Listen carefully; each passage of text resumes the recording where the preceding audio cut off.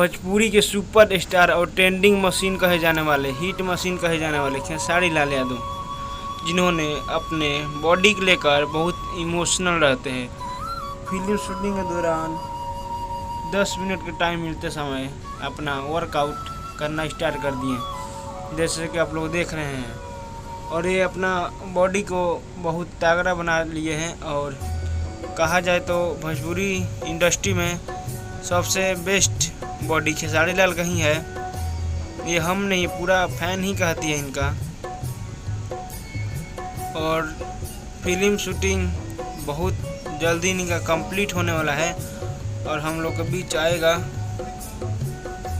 और आप लोग ऐसे ही प्यार और दुलार देते रहिए खेसारी लाल यादव को, और फिर से एक बार ट्रेंडिंग में लाइए। और जैसे कि आप लोग देख रहे हैं, बहुत ताजा बॉडी बनाकर शेर के जैसे दहाड़ रहे खेसारी लाल यादव। और दहाड़े क्यों नहीं, क्योंकि बॉडी इनका बहुत तगड़ा है। कैसा लगा वीडियो कमेंट जरूर बताइएगा और चैनल सब्सक्राइब जरूर।